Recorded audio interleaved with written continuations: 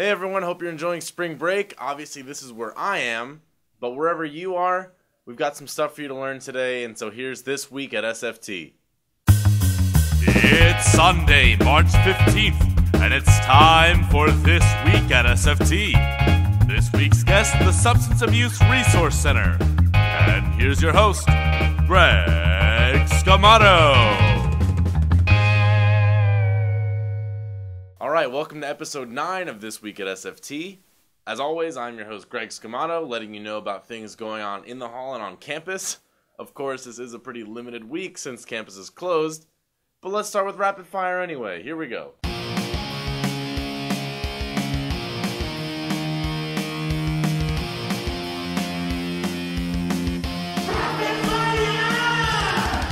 Sunday, nothing. Monday, nothing.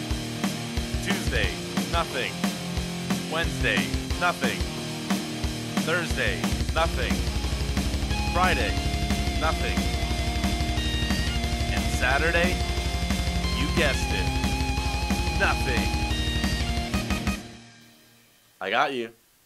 We're going to bring an old segment back today. This is Res to Res with Caitlin Brodus.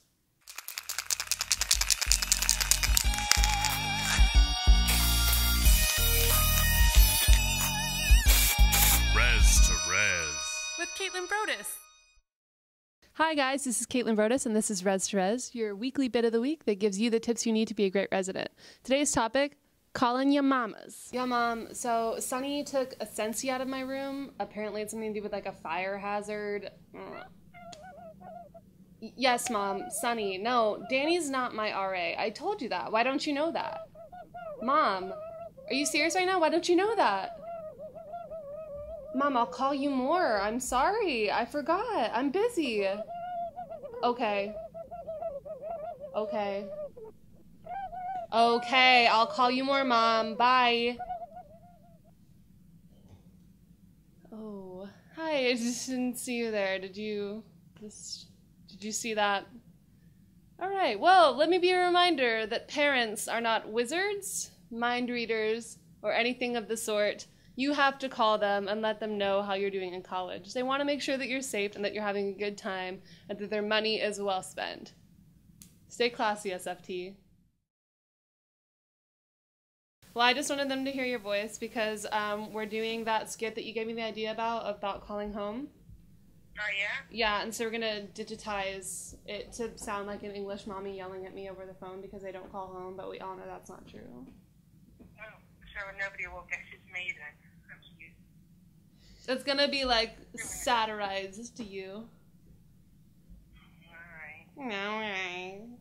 Well, I hope you have a good night. Thanks for the call. Thank you for phoning your mummy, Caitlin. I love you. Even though you've got the whole college thing over there, remembering your mummy. I love you. Alright, I love you too. You take care. The end. Thank you, Caitlin, for being here. This week, I met with our friends over at the Substance Abuse Resource Center, located in Chestnut Hall 301, to talk about the potential pitfalls of drug and alcohol abuse and its role at universities. So, I hope you guys learned something. I hope you enjoy this. This is my interview this week with the Substance Abuse Resource Center.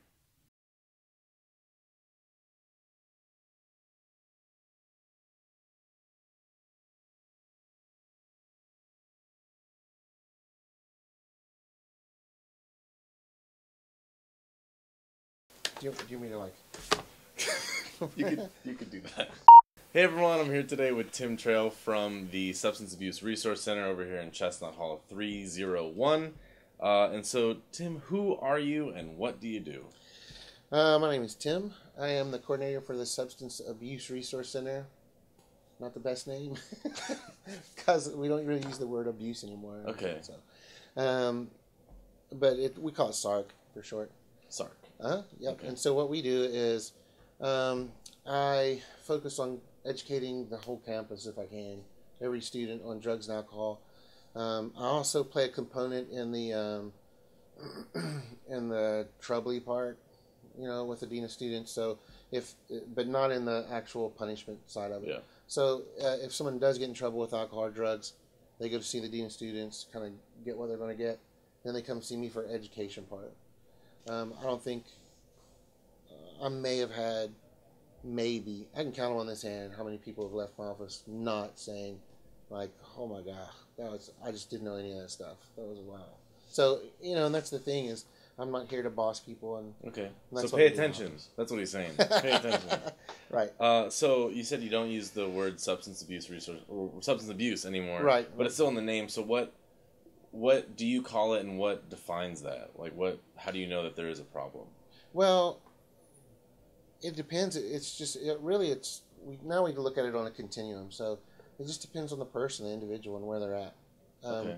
Sometimes what one person would consider having an issue, another person wouldn't. So it's really getting in there and finding out what that individual feels and how they really are, and and what they're doing with their life. It's very individually, as you can tell. Yeah. Based. So I never I don't bring people in and say these 4 questions will absolutely determine. Like that's just not very realistic. So it's just come in, sit down, chat a little while, and get to know each other and talk about it. And then what people really want to learn about is kind of where I go. There occasionally I'll find somebody and go, your liver may fall out on my floor. Let's get that checked out. I mean that does happen with people. Not very often, very very seldom. And those people are more of like, this is not. You should not be drinking this much every day or whatever. Occasionally I'll come across, very rarely, something like that. But most of the time when someone with an issue, they're coming into me and going, hey, I could really use a little help. Like, I really feel like I'm in a real bad place. Or I feel like I may be going to a bad place. Okay, and so why is this such a common thing for college-aged adults or college students to come into contact with? Well, there's a few reasons. One of them is it's kind of comes from the media, but it's also just snowballed by the community. Like, sweat out alcohol. This may freak you out.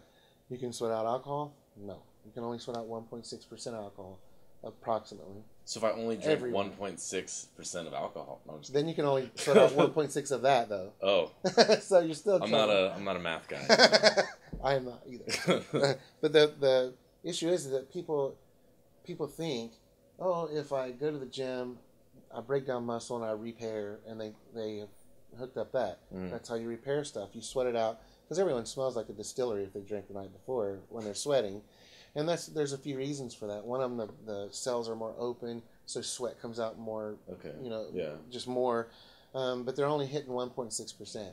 And so logically it makes sense, and you go, oh yeah, I am sweating, but you're not. And so that alcohol's still in there, and even if it's not in there, there are certain mechanisms that have been turned on by alcohol in the body, and so that can stay on for days. And so people are actually going to the gym after they've drank are actually more than likely getting heart damage. Oh. So liver damage comes when you're drinking. Yeah. Heart damage comes also when you're drinking, but it continues if a person is needing a ton of blood to go out. The heart's already strained. I mean, there's a ton to it, I could tell you, but we only have so much time. Right. But the point is that what you've normally heard is don't drink and drive. Yeah. Don't drink and drive. Like 60 well, million don't. times. I mean, are you telling me to drink and drive? Well, how many times have you heard that, right? A lot. Like a billion. And it's true. Please don't drink and drive. But the truth is if someone's going to drink and drive, they probably are going to do it.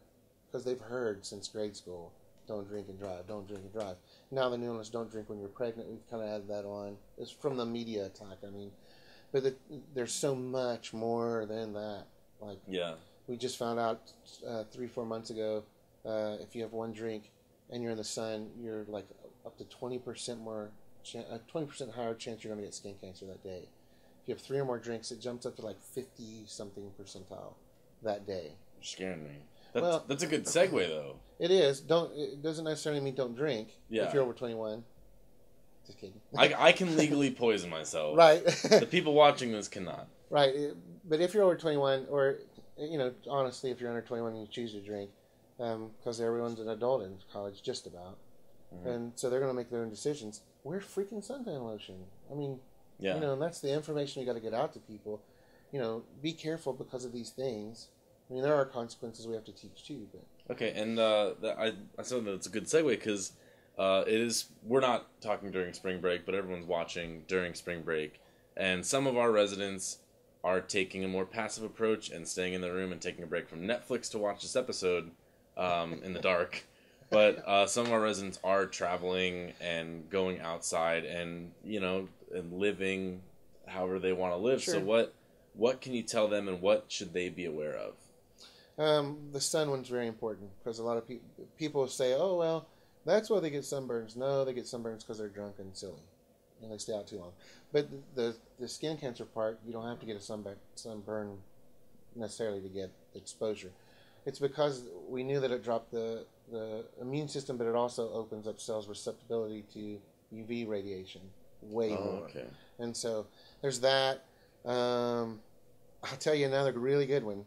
If you guys do go out somewhere, don't take your UNT ID with you. Don't wear UNT t-shirts and hats, because it never fails. I will get people in here.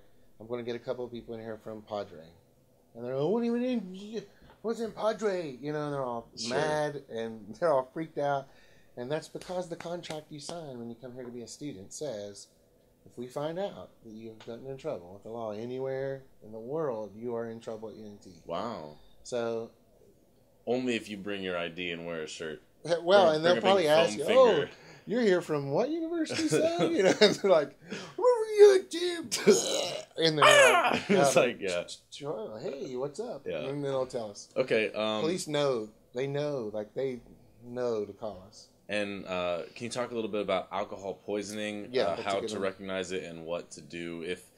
Not saying you guys are poisoned by alcohol, but if you have friends or anything that do get poisoned, and what to do. Obviously, their health is if the they're number one walking concern. and they're like looking, oh my god, Yeah. I'm not drinking in here at all. I'm not drinking. Okay. But you're right. That is a really big point. Some of the signs to watch out for: cold skin, clammy.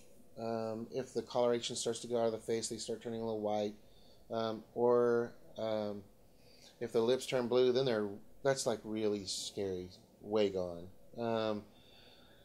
Normally, some of the things to do though, if they're in a stupor, which means you just can't even understand them anymore. Not like they're slurring. Mm-hmm. I mean, that's a sign that they're getting close, or they're there. They may be there, in a low grade, but in that stupor where they can't even speak anymore, or they've fallen asleep and you just can't wake them up, or you really jerk and they may give a little. But that's it. Mm-hmm. That's really dangerous place to be. So a great thing to do is pinch them, and if they don't wake up, or you're shaking them pretty, you don't want to give them brain, Sure. brain too hard, but you want to shake them and really try to wake them up. And if you can't, then it's really time to call somebody. Okay. And you can call your RAs; they know who to call. I mean, you can just call an ambulance; it's going to get there anyway. Yeah. It's just better to be safe.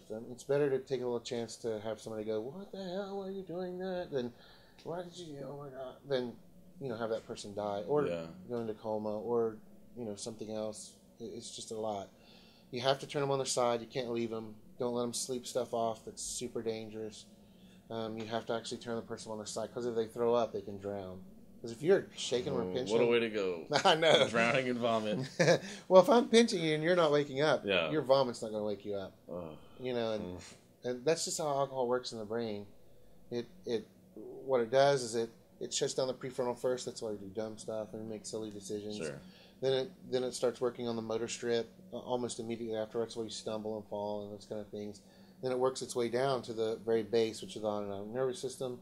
If the autonomic nervous system gives up and you know what, I'm drunk too, I'm out. Well, that's your heart rate. That's your breathing. That's your core temperature. You're going to die. So there you go. Okay. So I guess I have no problem listening to this because it's great. Why should everyone watching this listen and take this seriously? Well, I think it's tough. Part of the problem, part of the issues why we have these problems in this age group a lot, it's really prevalent, is because we're told over and over, this is the time to experiment, and this is and that really doesn't exist except for what we make exist. And so, it's like a solo cup. I have some around here to show people in a shot glass. And I always I like it because they have the lines, right? Right, but nobody nifty. pays attention to this. Sure, yeah. We even have posters, and like last night, I was like, "Did you see the poster?" That's the only reason why I know it. Yeah, and I was at a resident hall last night. I was like, "Have you seen a poster?" And they go, "Yeah, that's so low." But then when you actually look at it, like you go, "What?" Yeah. You know, like the ounce line. Yeah, and then you the take a 6 shot and a ounce, half, or 1.5 ounce shot, which is one drink, and you pour it in there, and it comes up to that little tiny, and it barely covers the bottom of the cup, and you go, "That's not real," because most people. Like that's a shot to them, Yeah. And so and that's what another reason why is because you don't think that, it's important to know that much is probably 4, 5, 6 drinks, not one like you think, and it's not about like, "Ooh, it's totally ruining my buzz," or or whatever. Sure. But whatever the kids say these days. Right? Yeah. What does 5 or 6 drinks look like in your system? Like even if a person says, "Well, I've never," like I put the drunk goggles on people. Mm-hmm. I've never been that drunk. Okay, if you've drank, probably you have. Like a 0.10 is not a whole lot of alcohol. Yeah. And so, and it's just getting that in your head, like thinking more realistically, more in a more health related way. It just changes the way, and that's why I educate people the way I do in here. It changes the way people think about it. It's about correcting your perception. Weed's a perfect example. Mm-hmm. She's in a lot of the documentaries. A little girl has epilepsy or something like epilepsy. She's having seizures every day, multiple, it's 20, I think, or more, really dangerous for her. But the way it's told and the way I hear it from everyone I talk to, just about, "Oh yeah, I heard about that little girl, but marijuana helps her, and medical marijuana, whatever they want to call it." And then they go out and she's eating marijuana, edibles, and it helps her a lot. And no, she's not. Like, she's not eating edible, because if she was eating just a THC full, she'd be out on the playground going, "Whatever, I'll play later." So I eat this bag of chips, and you guys play, I'm okay. You know what I mean? Yeah. She's a normal girl, and that's because there's a difference between real medical marijuana and marijuana. Even though it's highly illegal in the state, don't do it. But, there's a big difference, and people don't know that yet because the media is not. They're just like, "Well, weed helped her." Yeah. And no, that the stuff she's eating has very little, if no, THC in it. Okay. And that's what makes a person high. Yeah. But there are things in weed that are very medically. I mean, we're finding a lot of really good things out about what's inside of it. But there's a big difference. So there's work to be done. Yeah, and that's what it's really about. That's why coming here, I have a lot of people who come here who are not in trouble at all, and they just want to know more. Well, so you're available to meet with people. Oh, yeah. I mean, I know you're busy, but if you want, and also you talked about you went to a hall last night. Mm-hmm. Are you coming to SFT at all this semester? Mm-hmm. You are. Yeah. I dropped by real briefly a little while back, and I don't remember what. I think you were at the wrong hall, though. I think that's what you said. You're like, "Oh, someone told me the wrong hall." Well, I think. But you're still here, so whoever set it up for the halls mixed it up. So when I got there, the hall, they were like, RAs were like, "What are you talking about?" "Well, whatever, go ahead." And but nobody knew we were coming, so no one ever tells us. Don't worry about it. So I went to a different one, and there was I already had someone there, and it was already packed. But if you are coming, you can let everyone know, or we can bring you around and do something, because I know people do have questions, like you said, like people want to ask. And I'm doing code, which is cannabis and other drug education. Code I'm doing every Thursday, and I will be there. I don't know when, but I'm coming back to do the code talks there. Great. So a lot of people want to know, what the latest research is on weed and blah, blah, blah. Because all I do is I don't use scare tactics. I don't try to convince people what to do. I'm not a boss. Because I cannot be a professional of you as a human being. There's no way. Yeah. I don't know you well enough. And so, but I do know about the brain a lot. And I do know about drugs and alcohol. So, and I just tell people, and a lot of people know me. I mean, I can barely walk across campus without getting a hug or somebody saying, "Oh, what's up?" And, nice. I'm doing so much better with this or that, or whatever. Just it's such a hard job helping. No, not really. No, I just help people and laugh and joke and talk and Cool. And so we'll leave with one final comment. Most of our residents are freshmen, and they're leaving to go maybe off campus, stay on campus, but they're all, or maybe not even at the school, but like they're all going back into society as an older person, as a leader on this campus. And I think we have the best of the best. So what could you leave them with from your expertise from your area to make sure that they're the best they can possibly be? God, I get all philosophical on me. You know, it's my job. Hard-hitting journalism. I think more than anything, it's discovering who you are within yourself and not letting other people tell you who you are. Because most people are you're going to take on behaviors of everyone around you. That's just the way a human being works. You know, and it's hard to sometimes step back and come back in yourself and say, wait a minute, you know, is this me? Is it not me? You know, do I want to go this way? Do I not want to go this way? Because whatever that person takes from here, they're going to do the same thing out wherever they go, and they're going to spread it to moms and dads. And moms and dads are not so much; they're always kind of in a way already. But their brothers and sisters, other friends they have, that thing that happened to them is going to start happening everywhere they go. They kind of, you know, they're planting seeds everywhere they go. Okay. And so that's that's an important thing to keep in mind. That is a good thing to keep in mind because I'm doing that and you're doing that. Sure. So it's like, you know, everyone's gonna have a web show at some. No, I'm just kidding. Probably. Thanks for meeting with me today. I hope you man. guys got something out of it, and I'll be right back. Want to know more? Follow us on Twitter, Instagram, and join the SFT 2014-2015 Facebook group. All right, guys. Thank you guys for watching. I appreciate the Substance Abuse Resource Center for meeting up with me and sharing their mission with you guys. And I appreciate Caitlin being here on the show. And please, please do stay safe. Enjoy your break. Don't think about school for just a little bit, but come back ready to work. See you this week. No, I won't.